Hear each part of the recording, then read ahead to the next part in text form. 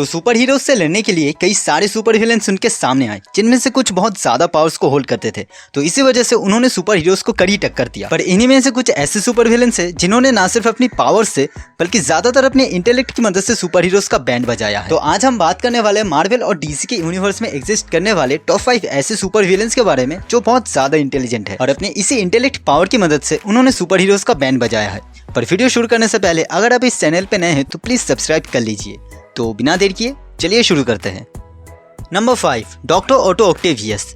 तो doctor Otto Octavius एक बहुत ज्यादा इंटेलिजेंट ह्यूमन बीइंग होने के साथ साथ स्पाइडरमैन का सबसे खतरनाक विलेंस में से एक है। तो स्पाइडरमैन 2 मूवी में हमें दिखाया गया कि कैसे ऑटो ऑक्टेवियस के एक एक्सपेरिमेंट अनस्टेबल होने की वजह से उसी का बनाया हुआ एआई और मैकेनिकल आर्म उसके बॉडी और ब्रेन के साथ फ्यूज हो जाता है और वो उसके बॉडी को कंट्रोल करने लगता है।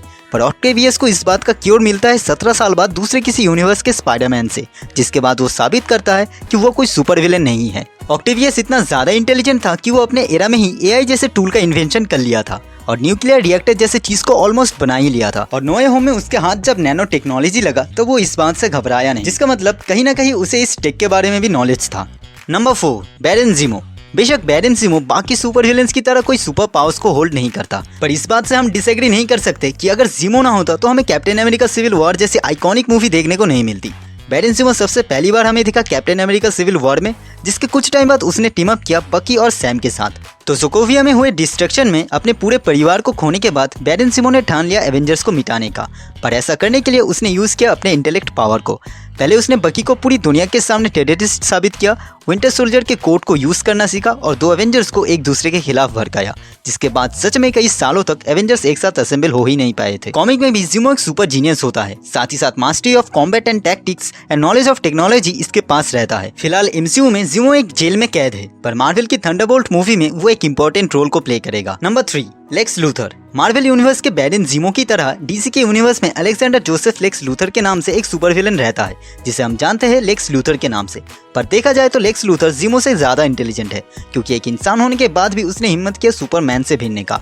और बैटमैन वर्सेस सुपरमैन मूवी में उसने अपने इंटेलेक्ट की मदद से ही सुपरमैन और बैटमैन को एक दूसरे के खिलाफ भड़काया था। कॉमिक में भी लेक्स लूथर किसी सुपर पावर को होल्ड नहीं करता, पर बिजनेस और पॉलिटिक्स में महारत हासिल होने की वजह से वो डीसी यूनिवर्स में 4th हाईएस्ट रिचेस्ट कैरेक्टर है। इसके अलावा साइंस एंड टेक्नोलॉजी में अच्छा खासा नॉलेज होने की वजह से वो अपने एनिमी को अच्छा खासा टक्कर दे सकता है, चाहे फिर वो कोई सुपर ह्यूमन हो या फिर दूसरे किसी दुनिया का कोई एलियन। और इसके इंटेलिजेंसी के पावर के सामने ब्रूस वेन भी टिक नहीं सकता। Number 2, dark side. तो डीसीयू के रिबूट के चलते डार्कसाइड के कैरेक्टर को कुछ अच्छी तरीके से एक्सप्लोर नहीं किया गया और हम ये भी नहीं जानते कि जेम्स गन के डीसीयू में हम डार्कसाइड को कभी देखने को पाएंगे या नहीं। पर आप समझ सकते हो कि अगर कोई सुपर विलेन पूरी दुनिया को कॉन्कर कर चुका है तो वो कितना ज्यादा जीनियस लेवल इंटेलेक्ट पावर को होल्ड करेगा। पर मूवी में इस चीज के लिमिटेशंस को भी दिखाया गया है। अर्थ पे पहली बार आने के बाद उसे यहाँ के लोगों से हारना पड़ा, क्योंकि वो कहीं ना कहीं इनसे भिड़ने के लिए तैयार नहीं था। पर जैसे उसने गलती किया, उसने अपनी गलती से सीखा भी। दूसरी बार वो तब तक अर्थ पे नहीं आया जब तक वो पूरी तरीके से तैयार नहीं था, और जब वो आया तब माहौल कैसा था ये हमने जाना बैटमैन के नाइटमेयर सीक्वेंस में। कई लोग ये मानते हैं कि डार्कसाइड डर रहा था सुपरमैन से, पर ऐसा नहीं है, बल्कि वो चाहता था कि सुपरमैन जैसे पावरफुल बीइंग ही उसके साथ हो इस लड़ाई में। और जो उसने किया भी, एंटी लाइफ इक्वेशन से लुइस लेन को मारने के बाद उसने सुपरमैन को करप्ट किया, जिसके बाद वो बाकी जस्टिस लीग को हराया और पूरी दुनिया पे अपना कब्जा जमाया, जैसा वो हमेशा से चाहता था। जिससे हमें ये क्लियर हो जाता है कि डार्कसाइड कितना बड़ा जीनियस है। Number 1, Thanos. थैनोस इसीलिए डार्कसाइड से ज्यादा इंटेलिजेंट है क्योंकि वो सब गलतियां थैनोस ने बहुत कम ही किया है जिससे उसकी जान जा सकता है। और शायद ये भी एक रीजन है जिसकी वजह से 14,605 डिफरेंट पॉसिबिलिटीज में एवेंजर्स ने सिर्फ एक ही बार जीता है। थैनोस इतना ज्यादा इंटेलिजेंट था कि वो पहले ही समझ गया था कि टाइटन तबाह होने वाला है पॉपुलेशन की वजह से।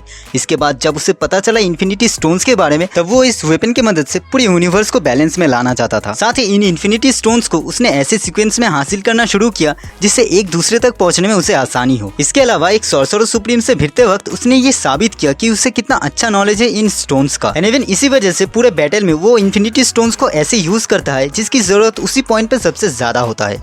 या 2012 में सिर्फ एक इंसान की वजह से अपने पूरे चितौड़ी सेना को खोने के बाद थैनोस प्रिपेयर होना शुरू होता है और लगातार अपने सही मौका आने तक अर्थ पे नजर रखता है।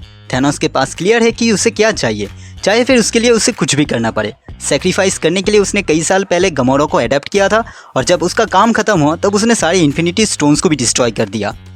तो दोस्तों ये था वीडियो मार्वल और डीसी की यूनिवर्स में एग्जिस्ट करने वाले उन टॉप 5 सुपर जीनियस विलेंस के बारे में जिन्होंने अपने इंटेलेक्ट की मदद से सुपर हीरोज को हराया है। तो आपको ये वीडियो कैसा लगा नीचे कमेंट कीजिए। अगर वीडियो अच्छी लगी तो प्लीज़ लाइक कीजिए, शेयर कीजिए और अगर चैनल पे नए हैं तो प्लीज़ सब्सक्राइब कीजिए। तो मिलते हैं अगले वीडियो में, तब तक के लिए गुड बाय।